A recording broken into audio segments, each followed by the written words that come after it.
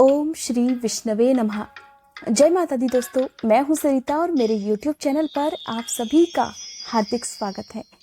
दोस्तों, आज की इस वीडियो में मैं आपको बताऊंगी एकादशी के पारण के बारे में। एकादशी का पारण किस तरह से करना चाहिए, कौन से नियमों का पालन आपको पारण करते समय करना है, किस विधि से आप पारण कर सकते हैं, इसके अलावा कौन से ऐसे काम हैं जिन्हें आपको एकादशी के पारण के समय नहीं करना चाहिए। कुछ नियम ऐसे होते हैं दोस्तों जो कि आपको द्वादशी तिथि के दिन भी मानने होते हैं, जिनका पालन आपको करना होता है। क्योंकि कहा जाता है कि अगर आपने एकादशी का व्रत नियम के अनुसार कर लिया तो उसी तरह आपको पारण भी पूरे विधिवत तरीके से करना होता है। अगर आप कोई गलती करते हैं तो उसके लिए आपको क्षमा याचना भी करनी होती है। लेकिन कई बार कुछ गलतियां ऐसी होती हैं जो कि जानबूझकर हो जाती हैं या फिर जानकारी के अभाव में हो जाती हैं। कई बार दोस्तों ऐसा होता है कि इन गलतियों की वजह से आने वाली 7 पीढ़ियों को भी पाप का भागीदार बनना पड़ सकता है। इसलिए आपको ध्यान रखना है कि जाने अनजाने में कोई भी गलती आपको एकादशी के दिन या फिर व्रत के पारण के दिन नहीं करनी है। कौन सा ऐसा विशेष समय होता है जिसमें आप एकादशी के व्रत का पारण कर सकते हैं और कौन सा ऐसा समय होता है जिसमें आपको भूले से भी पारण नहीं करना है, इन सभी बातों के बारे में आज मैं आपको बताऊंगी। पहले जानते हैं कि किस समय व्रत का पारण करना शुभ होता है, किस समय आप पारण कर सकते हैं, क्या खाना चाहिए और किन बातों का आपको ध्यान रखना है। दोस्तों, व्रत का पारण हमेशा द्वादशी तिथि के दिन सूर्योदय के बाद ही प्रारंभ करना चाहिए। और सबसे जरूरी बात कि अगर द्वादशी तिथि सूर्योदय से पहले ही प्रारंभ हो गई है तब भी आपको सूर्योदय का इंतजार करना चाहिए और उसके बाद ही किसी योग्य ब्राह्मण को या फिर किसी निर्धन व्यक्ति को भरपेट भोजन कराने के बाद दान दक्षिणा देकर ही अपना व्रत खोलना चाहिए। कहा जाता है कि इस दिन आप अगर बिना दान किए अपना व्रत खोल लेते हैं तो भी उससे आपको पाप का भागीदार बनना पड़ सकता है।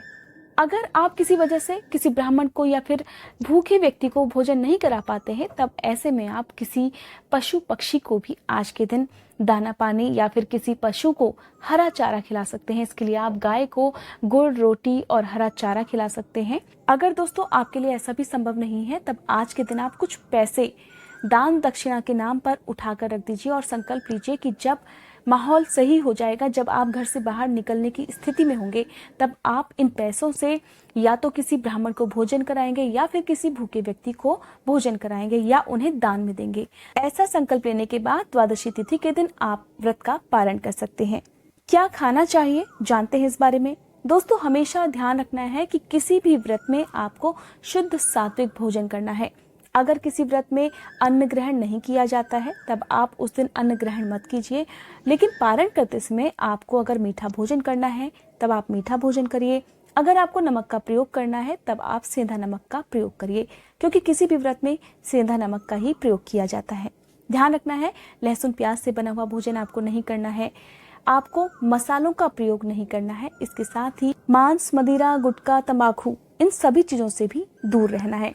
इसके साथ ही द्वादशी तिथि के दिन भी आपको चावल नहीं खाने चाहिए, क्योंकि दोस्तों जैसा मैंने आपको अपनी कई वीडियो में बताया है कि कुछ नियम ऐसे होते हैं जिनका पालन आपको एकादशी के व्रत में एक दिन पहले से करना होता है और द्वादशी तिथि तक उन नियमों का पालन करना होता है।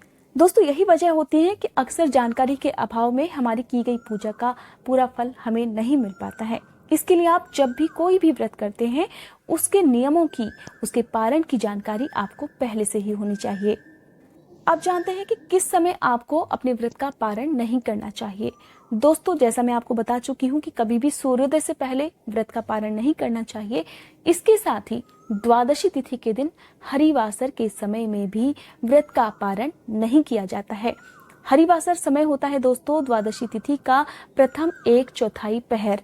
एकादशी का नियम होता है कि इस समय में आपको कभी भी भूले से भी या जानबूझकर व्रत का पारण नहीं करना है। इसके अलावा दोस्तों, एकादशी के पारण का मुहूर्त अक्सर सुबह 6 बजे से 8 या 9 बजे तक ही रहता है। लेकिन आपको ध्यान रखना है कि कभी भी 11 बजे से 1 बजे के बीच में भी व्रत का पारण नहीं किया जाता है। अगर आप सुबह के समय व्रत का पारण नहीं कर पाए हो तब आपको शाम के समय यानी कि 4 बजे से लेकर 6 बजे के बीच में अपने व्रत का पारण कर लेना चाहिए। इसके साथ आपको ध्यान ये भी रखना है कि केवल द्वादशी तिथि में ही आपको व्रत का पारण करना है। त्रयोदशी तिथि प्रारंभ होने से पहले ही आपको अपना व्रत खोल लेना है। दोस्तों, ये जानकारी तो थी समय के बारे में। अब जानते हैं कि किन बातों का ध्यान आपको पूजा करते समय रखना है। दोस्तों, विष्णु भगवान की पूजा में हमेशा तुलसी का प्रयोग जरूर करना है, लेकिन आपको इस बात का भी ध्यान रखना है कि एकादशी के दिन आपको किसी भी तरह के फूल पत्ती तोड़ना नहीं चाहिए, क्योंकि एकादशी में ऐसा करना अशुभ माना जाता है। इसके लिए आपको क्या करना है कि दशमी तिथि को सूर्यास्त होने से पहले ही तुलसी के पत्ते तोड़ लेने हैं। दोस्तों, हिंदू धर्म में तुलसी को बहुत पवित्र माना गया है। कहा जाता है कि भगवान विष्णु को यह बहुत प्रिय होती है। इसलिए आपको ध्यान ये रखना है कि कभी भी आप तुलसी के गमले में अगर दिया जलाते हैं या फिर तुलसी के पत्ते तोड़ते हैं, तब आपको स्नान करने के बाद ही तुलसी को छूना चाहिए। इसके साथ ही आप हमेशा चप्पल, स्लीपर या जो भी सैंडल पहने होते हैं उन्हें उतार कर ही आपको तुलसी के पत्ते तोड़ने चाहिए। शाम के समय कभी भी तुलसी के पत्ते नहीं तोड़े जाते हैं। इसके साथ ही ध्यान रखना है कि आप जब भी पूजा करें, आपके शरीर पर कोई भी चमड़ा या चमड़े से बनी हुई चीजें ना हो, यानी कि आपको पूजा में इन चीजों का प्रयोग नहीं करना है। इन चीजों से बनी हुई कोई भी चीज आपको नहीं पहननी है। पारण के दिन भी आपको स्नान करने के बाद संकल्प लेना चाहिए कि आप एकादशी के व्रत का पारण कर रहे हैं। इस समय आपसे जाने अनजाने में जो भी गलती होती है उसके लिए भगवान विष्णु आपको माफ कर सकें। द्वादशी तिथि के दिन भी आपको भगवान विष्णु और माँ लक्ष्मी की पूजा करनी चाहिए। तुलसी के गमले में घी का दिया जलाना चाहिए। संभव हो तो आज के दिन आप पीपल के पेड़ की पूजा और केले के पेड़ की पूजा जरूर करें। द्वादशी तिथि के दिन ही आपको व्रत की कथा भी सुननी चाहिए, विष्णु चालीसा का पाठ करना चाहिए और आपको विष्णु भगवान के जो भी मंत्र आते हैं उनका जाप करते हुए ही पूजा संपन्न करनी चाहिए। इसके बाद भोग जरूर लगाना चाहिए।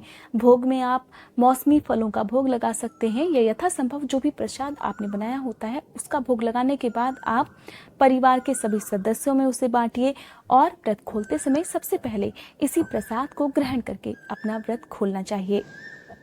दोस्तों, यह थी जानकारी एकादशी के पारण के बारे में। जब भी एकादशी का व्रत आप करें, इन नियमों का अगर आप ध्यान करेंगे तो आपकी पूजा, आपका व्रत पूरे विधिवत तरीके से संपन्न हो सकेगा। दोस्तों, उम्मीद करती हूँ ये वीडियो आपको पसंद आई होगी।